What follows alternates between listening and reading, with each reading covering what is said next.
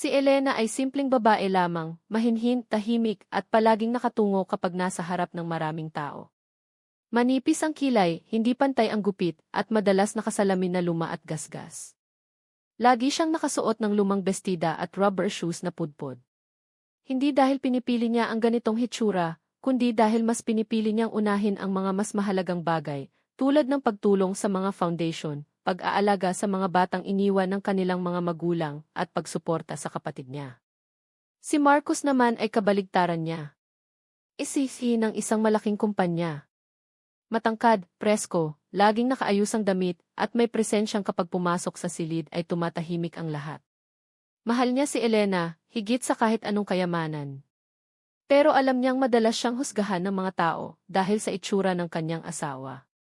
At ang isa sa pinakamalakas manlait ay si Rina, ang sekretary ni Marcos. Maganda, sexing manamit, laging naka-full makeup. Palaging nakataas ang kilay kapag nakikita si Elena. Hindi ito umaalis ng pagkakataon para insultuhin siya sa harap man o likod ni Marcos. Isang umaga, pumasok si Elena sa opisina upang iabot ang baon ni Marcos. Dala niya ang isang simpleng lunchbox, nakaipit sa kilikili ang payong na may sira ang bumbunan. Pagpasok niya ng lobby, agad siyang pinagtinginan ng staff. Ang iba na pangisi, ang iba nagbulungan. At sa gitna ng lahat ng iyon, naroon si Rina. Nakatingin sa kanya mula ulo hanggang paa, parang may sinusuka. Uy, Ma'am Elena, lunchbox na naman, sabi ni Rina habang nakakunot noo at nakareklinang parang reyna sa sofa. Hindi man lang naka-paper bag. O kahit eco bag. Para namang galing palengke. Napayuko lamang si Elena. Hinigpitan niya ang hawak sa lunchbox at pilit nang umiti. Gusto lang ni Marcos na siya mismo ang baunin ko. Mas masarap daw. Mas masarap, pilit na tumawa si Rina. O baka naman wala kang pambili ng maayos na pagkain para sa kanya. May ilang staff na napahagikik. Ang sakit sa dibdib ni Elena, pero hindi pa rin siya nagsalita. Lalo lang siyang napayuko. Sa likod ng eksenang iyon, may dalawang gwardya na nag-uusap. Bakit kaya yan ang napangasawa ni Sir Marcos? Baka naman mabait, sagot ng isa na may pag-aalinlangan. Pero bro, sige yun. Ang daming pwedeng piliin. Bakit siya? Habang papasok si Elena sa elevator, dinig niya ang bawat salita, bawat bulong.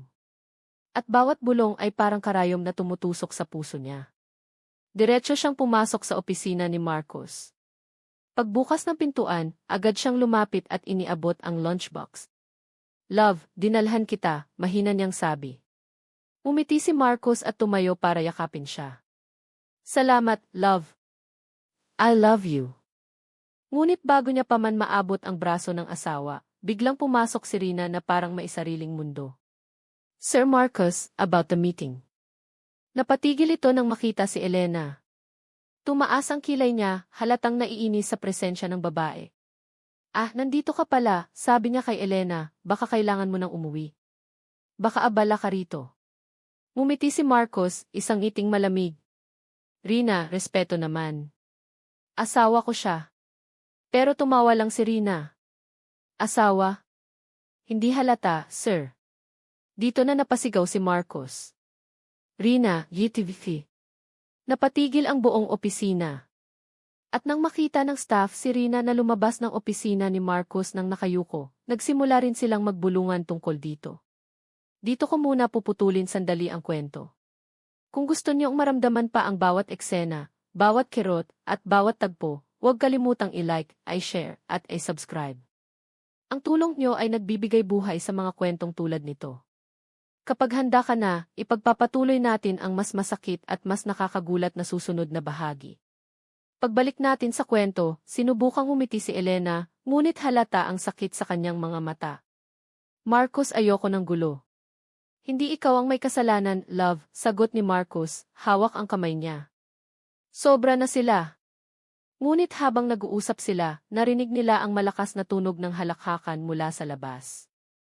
Ang mga staff, si Rina, at ilang department heads ay nasa pantry. Isa-isa nilang tinitingnan ang litrato ni Elena na kuha kaninang umaga, pagkapasok niya sa lobby na may sira ang payong at hapit sa katawan ang lumang bestida dahil sa ulan kagabi. Grabe, yan ang misis ni Sir Baka mahulog ang kumpanya dito sa kahihiyan, sabi ng isa. O kaya baka inisponsor lang niya. May mga tsisi na ganoon, sabi ng isa pa. At si Rina, malakas ang boses. Ako na lang sana. Hindi naman mahirap mahalin si Sir Marcos. Saan man ako tumingin, mas bagay ako sa kanya kaysa doon. Narinig ito ni Marcos habang papunta siya sa meeting room. Hindi na niya kinaya. Rina, malalim ang boses ni Marcos sa opisina ko. Ngayon na. At doon, nagbago ang takbo ng lahat. Nang isara ni Marcos ang pintuan, humarap siya kay Rina. Hindi ko hahayaang bastusin mo ang asawa ko. Hindi lang siya maganda, mas maganda siya sa inyo dahil may puso siya. Napatawa si Rina nang may pag-aalsa. Sir, come on, pangit si Elena. Kahit ikaw alam mo yon. Rina, malamig na malamig ang boses ni Marcos, tinanggal na kita. Napatigil si Rina. Ano? Sir, nagbibiro ka, di ba? Ako ang pinakaloyal na tauhan mo. Hindi. Ikaw ang pinaka-toxic na taong nakatrabaho ko. At doon nagsimulang umiyak si Rina. Sinubukan niyang yumuko, magmakaawa, pero hindi na nagbago ang desisyon. Tumalikod si Marcos at lumabas. Narinig ng staff ang pag-iyak ni Rina mula sa loob ng opisina niya. At habang lumalakad si Marcos papunta kay Elena, nakita siya ng buong opisina na lumuhod sa harap ng asawa niya, hawak ang kamay ni Elena. Love, sabi ni Marcos, ayokong masaktan ka ulit. Hindi ko hahayaang may tumapak sa iyo. At doon natulala ang lahat. Hindi dahil sa galit ni Marcos, kundi sa paraan ng pagtingin niya kay Elena. Parang siya ang pinakamagandang babae sa buong mundo. Pero hindi pa natatapos ang revelasyon. Dahil isang araw, napilit si Elena na sumama sa isang charity gala. Wala siyang makeup. Wala siyang mamahaling damit. Pero sa tulong ng isang stylist na kaibigan ni Marcos, inayusan siya, hindi para ipangalandakan, kundi upang maipakitang babae rin siyang marunong magmahal sa sarili. At paglabas niya sa main hall, lahat napatingin. Ang mga mata ni Elena, mabait at malambing. Ang ngiti niya, banayad pero nakakasilaw. Ang simpleng ganda niya, hindi pilit, hindi sobra, hindi kulang. At ang pinakaimportante, nakikita sa kanya ang karakter na hindi nabibili ng pera. At ang unang napahawak sa bibig, hindi makapagsalita. Si Rina. Nagtago sa likod ng haligi, nahiyang tumingin at walang magawa kundi panoorin siyang parang reyna. At dito palang magsisimula ang tunay na pag-angat ni Elena. Kung gusto mo, ipagpapatuloy ko ang susunod na bahagi. Ang reaksyon ng mga tao. Ang pag-angat ni Elena. Ang magiging kapalaran ni Rina. At ang tunay na dahilan bakit mahal na mahal siya ni Marcos. Narinig ni Daniela ang mahinang pag-ubo sa likuran niya. Paglingon niya, nakita niya si Melissa, nakatayo sa may pinto, tila nag-aal. Narinig ni Daniela ang mahinang pag-ubo sa likuran niya. Paglingon niya, nakita niya si Melissa, nakatayo sa may pinto, tila nag-aal. Unti-unting lumapit si Melissa, hawak ang isang folder na parang nanginginig pa ang mga daliri. Hindi niya magawang tingnan ng diretso si Daniela, halatang kinakain siya ng hiya sa lahat ng nasabi at nagawa niya noong mga nakaraang araw. Daniela, mahina niyang bungad, halos pabulong. Pwede ba tayong mag-usap? Huminga ng malalim si Daniela, pilit pinapakalma ang puso. Hindi naman siya bato, sanay siyang tumanggap ng diskriminasyon, sanay siyang husgahan, pero hindi ibig sabihin ay hindi nasasaktan. Tumango siya at dahan-dahang naupo sa tapat ni Melissa, kasabay ng malambot na tunog ng upo ang kahoy. Ano yon, Melissa? Mahinahong tanong ni Daniela. Napakagatlabi si Melissa, parang nilulunok ang sariling pride. Gusto kong humingi ng tawad, sabi niya, halos nanginginig ang boses. Mali ang lahat ng sinabi ko. Mali ang panghusga ko. Pero higit sa lahat mali ang paraan ko ng pagtrato sa'yo. Tahimik si Daniela, pinagmamasdan ang bawat panginginig ng mga salita ni Melissa. Kinalakihan ko kasi, patuloy ni Melissa, na lahat ng magaganda, binibigyan ng importansya lahat ng hindi maganda, binabalewala. Hindi ko alam na kaya akong baguhin ng isang tao na ni minsan hindi ako sinigawan, hindi ako tinapunan ng masamang tingin kahit halos araw-araw kitang inaaway. Saglit na tumingin si Melissa kay Daniela, saka mabilis na ibinaba ang tingin na parang natatakot sa magiging reaksyon niya. Alam ko, hindi sapat ang sorry. hindi sapat ang kahit ano. Pero sana mabigyan mo ako ng pagkakataong mapatunayan na kaya kong magbago. Mahinahon pa rin ang mukha ni Daniela, pero sa likod ng mga mata niya, may kung anong lumambot. Hindi niya ikinakaila, hindi niya kailanman pinangarap na may humiyaw ng tawad sa kanya. Wala sa plano niya ang ipahiya ang sinuman. Ang gusto lang niya ay respeto. Melissa, mahinang tugon ni Daniela, hindi ako naghahanap ng kahit ano galing sayo. Hindi paghanga, hindi pag-amin, hindi kahit ano. Ang gusto ko lang ay tigilan mo ang pananakit. Hindi lang sa akin, hindi lang kay Adrian kundi pati sa sarili mo. Namilog ang mata ni Melissa. Sa sarili ko, ulit niya, naguguluhan. Tumango si Daniela. Alam kong insecure ka. At hindi ko sinasabing maganda ako at hindi ka maganda, hindi ganoon. Pero ang masakit, masyado mong sinukat ang halaga mo gamit ang panlabas na anyo. Kaya madali kang naging malupit. Kasi iniisip mong kung hindi ka maganda, kailangan mong maging matapang. Napaupo si Melissa, malakas ang pagkakahawak sa folder. Habang nag-uusap sila, biglang bumukas ang pinto at lumabas si Adrian mula sa opisina. Melissa, gulat niyang tanong. Bakit ka nandito? Tumayo agad si Melissa. Sir, humihingi lang po ako ng tawad kay Daniela. Alam kong hindi sapat, pero sinabi ko na po. Tumingin si Adrian kay Daniela, parang humihingi ng kumpirmasyon. Tumango si Daniela ng bahagya. Sige, tugon ni Adrian. Kung ganon, sana talagang magbago ka. Hindi lang dahil sinabi namin, kundi dahil deserve mong magkaroon ng mas mabuting bersyon ng sarili mo. Tumango si Melissa, pero bago siya umalis, huminto siya sandali at tumingin muli kay Daniela. Daniela, salamat. Sa pagkabuti mo, sabi niya nang may peklat na pagkatotoo. Kung ibang babae ka, sinampal mo na ko noon pa. Ngumiti si Daniela, maliit ngunit tapat.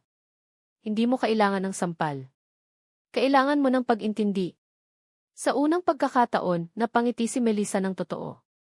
Sana maging magkaibigan tayo balang araw. At umalis siyang marahan, parang ibon na natuto ulit maglakad. Tahimik ang opisina ng sila ni Adrian na lamang ang natira. Lumapit si Adrian kay Daniela, hawak ang balikat niya, banayad at puno ng pag-aalala. Okay ka lang, tanong niya.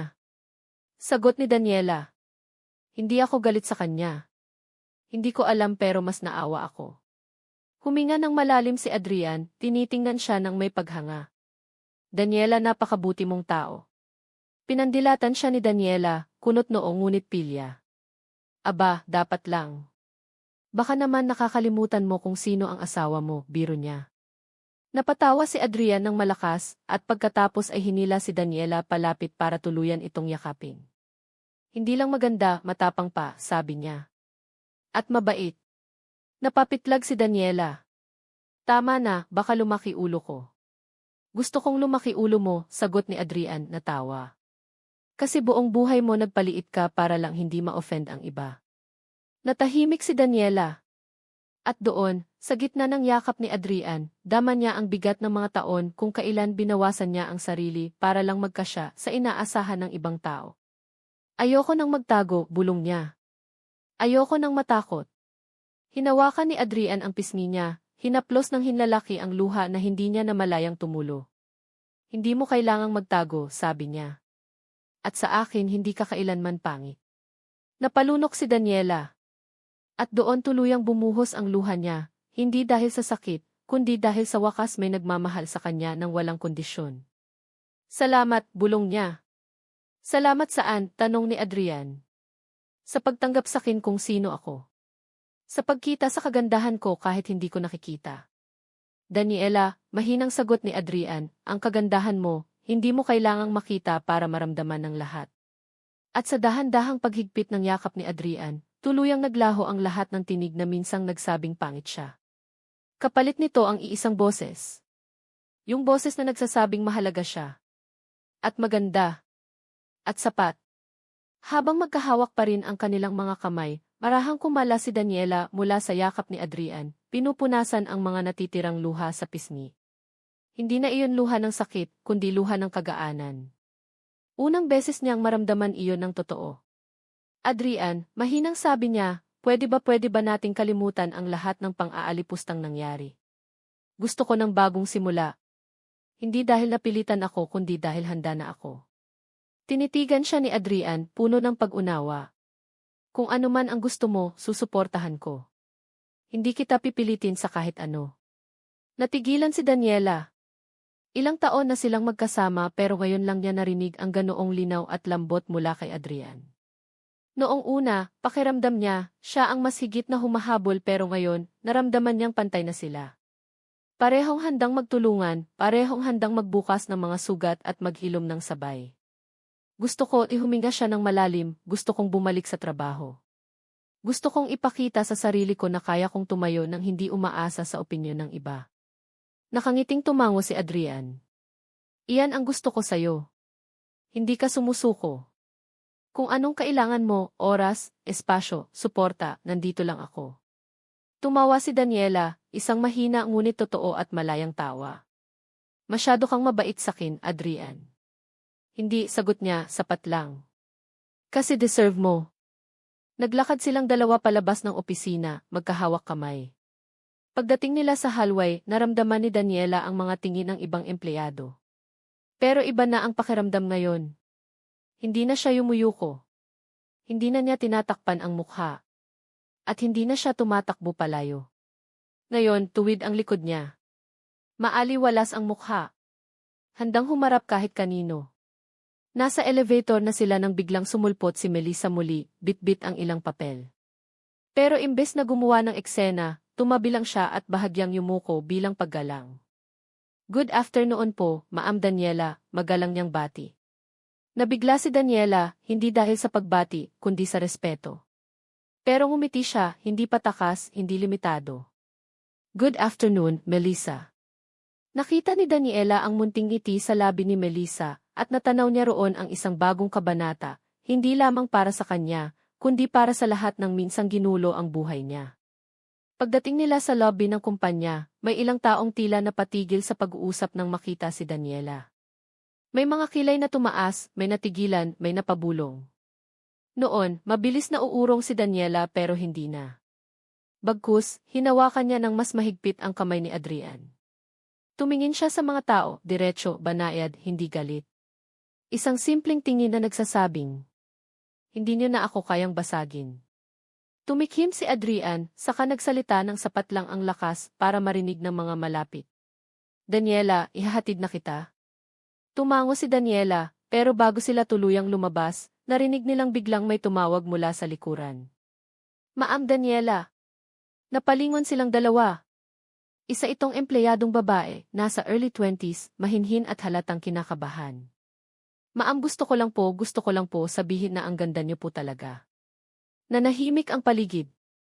Ramdam ni Daniela ang pamumula ng pisngi niya, pero hindi ito dahil sa hiya, kundi dahil sa pagkagulat. Ilang taon, puro pangmamaliit ang narinig niya. Ngayon, may lumalapit para magsabi ng kabaligtaran. Marahang tumango si Daniela. Salamat. I appreciate that. Tumingin si Adrian sa kanya, proud na proud ang mga mata. Parang ang simple noong papuring iyon, pero para kay Daniela, napakalaking bagay. Para siyang biglang nagkaroon ng boses sa espasyong dati ay masikip para sa kanya. Pagkapasok nila sa kotse, naupo si Daniela at pumikit sandali. Hinawakan muli ni Adrian ang kamay niya. Tara, sabi niya, celebrate tayo. Celebrate, kunot noon niyang tanong. Celebrate na finally nakita mo ang sarili mo. Napasinghap si Daniela. Hindi niya alam kung bakit, pero napaiyak siyang muli, hindi sa sakit, kundi sa tuwa. Sa pagkakataong iyon, buong puso niyang tinanggap ang katotohanan. Na ang kagandahan, hindi palaging tungkol sa mukha. Kundi sa tapang. Sa kabutihan. Sa katotohanan. At sa wakas, nakita na niya iyon sa refleksyon ng sarili niyang puso. Tara, bulong niya, handa na ako. At tuluyan silang umarangkada palayo, patungo sa bagong simula na walang takot, walang pag-iwas, at walang sinumang pwedeng humadlang sa kagandahan niyang matagal nang nakakulong. Habang umaandar ang sasakyan, napatingin si Daniela sa bintana. Dumadaan sila sa mga pamilyar na kalsada na dati pinanggagalingan ng kaba. Pero ngayong hawak niya ang kamay ni Adrian at dala niya ang bagong lakas, pakiramdam niya parang iba ang mundo. Adrian, mahina niyang sabi habang pinagmamasdan ang mga dumadaan, salamat sa hindi pagbitaw. Tumingin si Adrian sa kanya, malambot ang boses. Hindi ako aalis kahit kailan. Pero Daniela, may isang bagay akong matagal nang gustong tanungin. Huminga siya ng malalim, medyo kinakabahan. Ano iyon? Gusto mo pa ba ako? Napatigil si Daniela. Hindi dahil hindi niya alam ang sagot, kundi dahil hindi niya akalaing itatanong iyon ni Adrian. Sanay siyang siya ang nagdadalawang isip noon, pero ngayon iba. Bakit mo tinatanong yan, bulong niya. Umiral ang lungkot sa mga mata ni Adrian. Dahil nasaktan ka na. Dahil alam kong minsan, natakot ka na sa akin. At ayokong isipin mong kailangan mong manatili dahil asawa mo lang ako sa papel. Tahimik si Daniela. Ramdam niya ang bigat ng mga sinabi. Sa loob ng mahabang panahon, hindi niya inisip na kailangan pang itanong iyon. Pero ngayon, may pagkakataon siyang magsabi ng totoo, hindi dahil kailangan, kundi dahil gusto. Adrian, marahan niyang sagot, mahal kita. Hindi dahil sa pangalan mo. Hindi dahil si ka. Mahal kita dahil ikaw yon. Ikaw na tumanggap sa akin kahit ayaw ng ibang tao. Ikaw na hindi lumayo kahit bumagsak ako. Huminga ng malalim si Adrian, tila gumaan ang dibdib. Daniela, matagal ko nang hinihintay marinig yan. Umiti siya, totoo at walang alinlangan. Mas totoo pa yan kaysa sa anumang sinabi ko buong buhay ko. Humawak si Adrian sa pisngi niya, dahan-dahan, parang natatakot na baka magising ito sa panaginip. At humilig si Daniela, marahang nasandal sa dibdib niya habang nagmamaneho pa rin. Sandaling katahimikan. Hindi alangan, hindi bigla, kundi payapang katahimikan ng dalawang taong nauunawaan na ang isa't isa. Pagdating nila sa isang maliit na restaurant, huminto sila. Pamilyar ito kay Daniela. Dito sila unang nag-date ni Adrian, noong wala pang panghuhusga, wala pang padalos-dalos na salita. Noong simple lang lahat. Pagpasok nila, napatingin ang ilang tao. May mga bulungan. Pero iba ang damdamin ngayon, hindi na natatamaan si Daniela. Naglakad sila papunta sa mesa sa bandang sulok. Umorder sila ng parehong pagkain na inorder nila sa unang date nila, pasta at 2 mainit na tsokolate. Habang naghihintay, natahimik si Daniela sandali. Adrian, tanong niya, kung sakaling hindi ako nagbago, kung sakaling hindi ako pumayat, hindi ako gumanda, hindi ako nag-ayos, mamahalin mo pa rin ba ako? Diretso siyang tinitigan ni Adrian, hindi tumatawa, hindi umiwas. Daniela, malalim niyang sagot, minahal kita noong panahong hindi mo mahal ang sarili mo. Minahal kita noong hindi ka pinapansin ng iba. Minahal kita kahit hindi ka naniniwala na may nagmamahal sa'yo. Dahan-dahang tumulo ang luha ni Daniela. Hindi ito luha ng sakit kundi ng pag-amin. Nasa wakas, naiintindihan na niya kung bakit hindi siya binitawan ni Adrian. Kaya, dagdag ni Adrian, mamahalin pa rin kita. Kahit na hindi ka nagbago. Kahit na hindi ka tinanggap ng iba. Dahil hindi ang pagbabago mo ang dahilan kung bakit kita minahal. Ikaw ang dahilan. Naiyak si Daniela ng tuluyan. Pinunasan ni Adrian ang luha niya gamit ang daliri. Pero sa unang pagkakataon, hindi siya nahiya.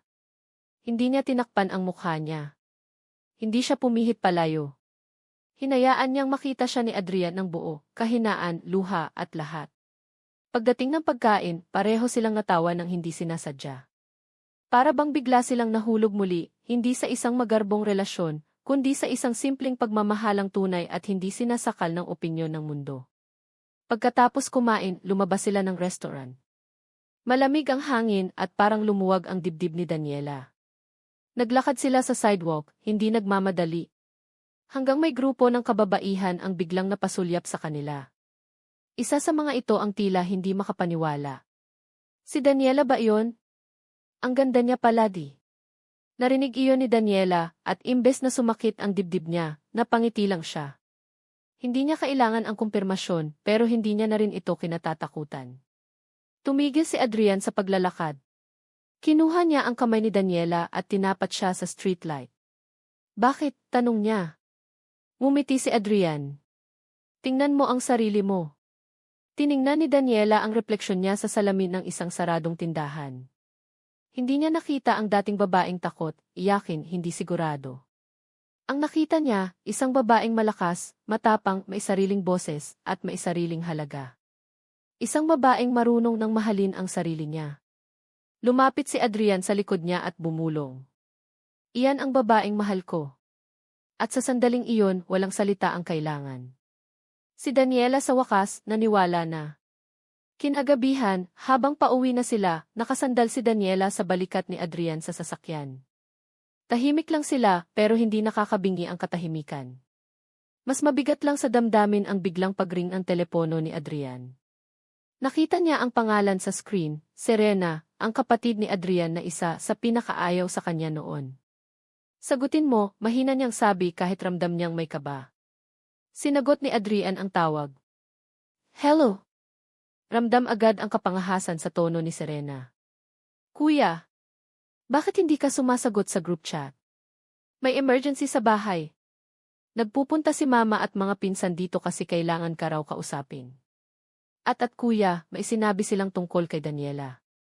Napasinghap si Adrian. Anong sinabi nila? Tumigil sandali si Serena, parang nag-ipon ng lakas ng loob. Kuya, gusto nilang kausapin kayong dalawa. At sinasabi ni mama na kailangan daw pag-usapan ang pagpapawalang bisa ng kasal nyo. Parang sinuntok ang sikmura ni Daniela. Nanigas ang braso niya, hindi makagalaw.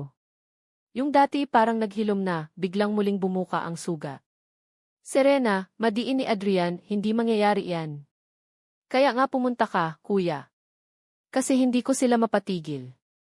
Galit silang lahat. At sinisisi nila si Daniela sa pagbagsak ng image ng pamilya dahil sa nangyari noon.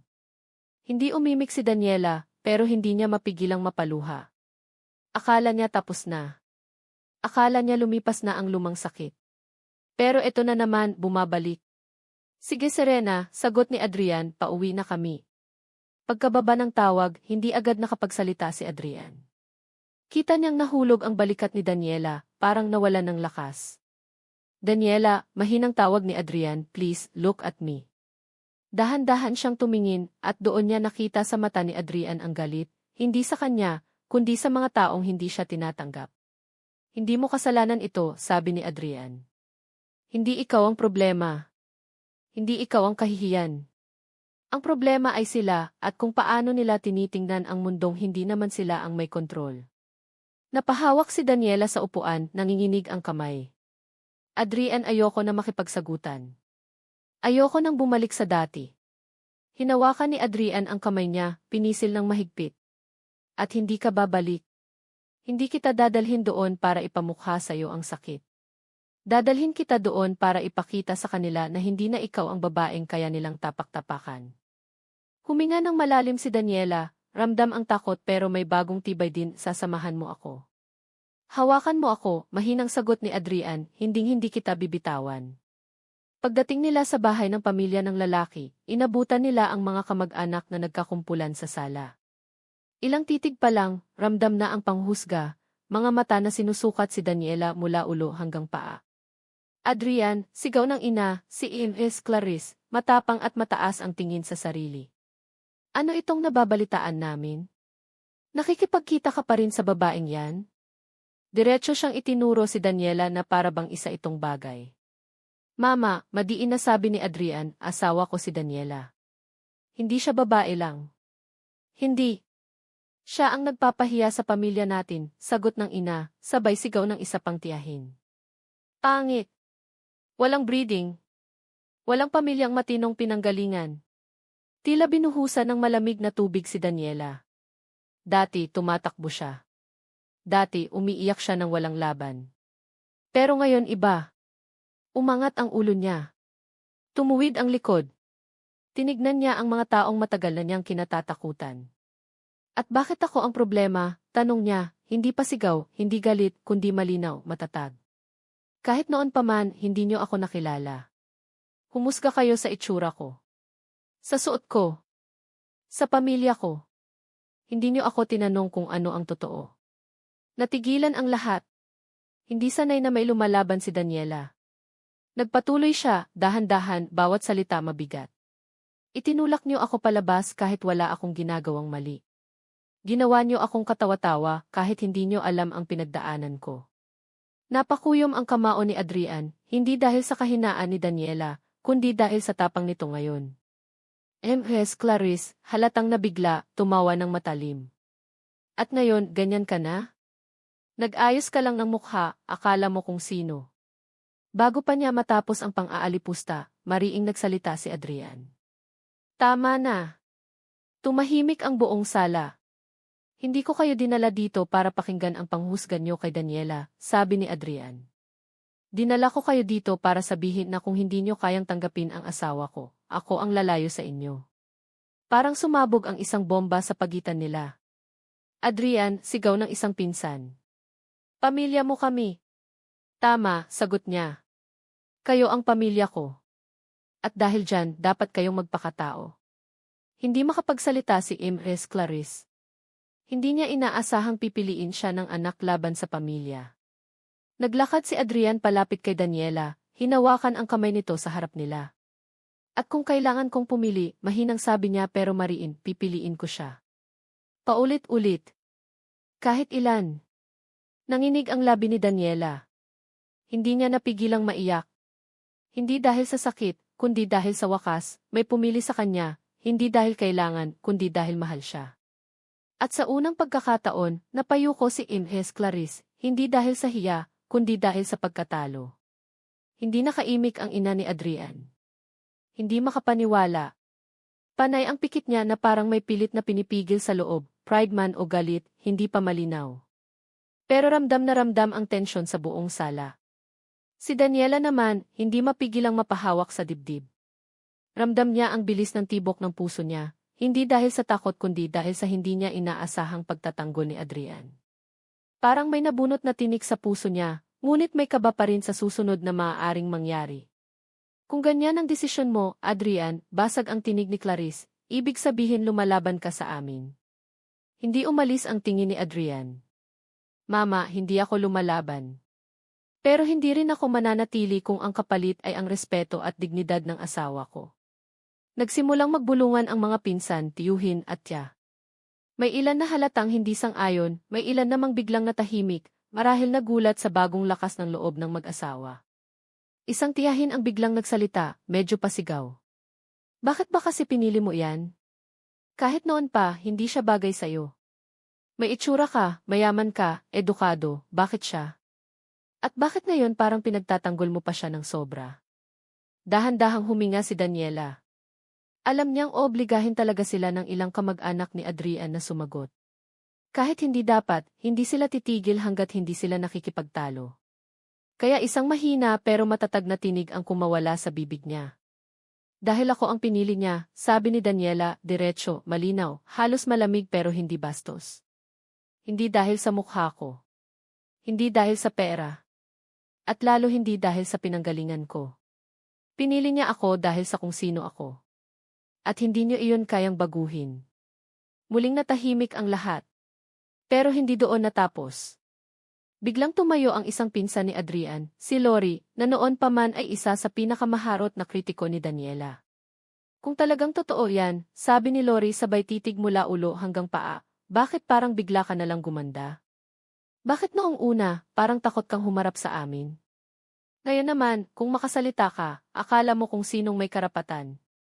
Sumiklab ang titig ni Adrian. Pero bago pa siya makasagot, nauna si Daniela. Dati akong mahina, sagot niya ng walang pag-aalinlangan. At marami akong hindi kayang gawin. Marami akong pangitain sa sarili ko na itinanim niyo. Pero hindi ko kasalanan na unti-unti kong hinanap ang lakas ko at natutunan kong tumayo. Napapikit si Clarice, marahil dahil hindi niya inaasahang maririnig ang ganoong maturity mula sa babaeng lagi niyang tinatrato bilang tikulang. Hindi ko kailangan maganda para igalang ninyo ako, dagdag pa ni Daniela. Pero kung ang tingin niyo sa kagandahan ay dahilan para apihin o maliitin ang iba kayo ang may problema, hindi ako. Nalaglag ang panga ng ilan. Tama na, biglang sigaw ni Clarice, hindi na nakapigil. Hindi ko tanggap na minamaliit mo kami. Lumapit si Adrian, marahang pero matapang. Mama, walang minamaliit si Daniela. Siya ang minamaliit ninyo. Parang nahulog ang balikat ni Clarice. Hindi dahil napahiya siya. Kung hindi dahil sa biglang pagpasok ng isang tao mula sa likod. Isang matandang lalaki na may baston, si Lolo Cesar, ama ng ama ni Adrian, ang orihinal na pinagmulan ng yaman ng pamilya. Maangas siyang pumasok, pero sa likod ng anyo ay mababakas ang karanasan at karunungan. Sigawan niyo pa ba ang batang iyan sa harap ko? Malalim ang boses ni Lolo Cesar, dahilan para manlumo ang buong pamilya. Wala pa kayong karapatan. Nanlaki ang mata ni Clarice. Bakit kayo nandito? Dahil sinabihan ako ng apo ko, sagot ni Lolo Cesar habang nakatingin kay Adrian. At ngayon naiintindihan ko na kung bakit kailangan ko ng makialam. Umupo siya sa gitna ng sala at para bang pinupwesto ang sarili bilang hukom. Tingnan niyo nga kayo, sabay lingon niya sa mga kamag-anak. Mga taong ang hilig manghusga, pero ni hindi marunong tumingin sa puso. Hinawakan niya ang kamay ni Daniela. At ang sumunod niyang sinabi ay parang kulog sa loob ng bahay. Kung hindi niyo kayang tanggapin ang asawa ni Adrian, ako ang tatanggap sa kanya bilang apo sa tuhod ko. Halos mapatili sa gulat ang ilan. Si Clarice na paurong, hindi makapaniwala na mismong ama niya ang kumampi sa ipangit na babaeng matagal niyang binabastos. Tumayo si Lolo Cesar, maingat pero buo ang tindig. Daniela, Anya, mula ngayon, hindi mo kailangang sumagot sa pang-aalipusta nila. Dahil habang buhay ako, may protector ka.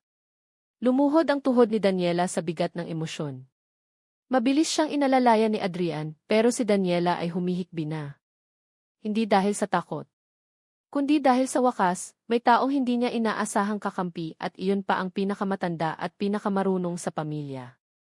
At doon, sa mismong harap ng lahat ng minsang lumait, nangyari ang sandaling walang sinuman ang inaasahan. Tumayo si Liana sa gitna ng entablado, kita pa rin ang ilang bakas ng hiya sa kanyang mga mata, pero sa likod noon ay may apoy na matagal nang pinipigilan.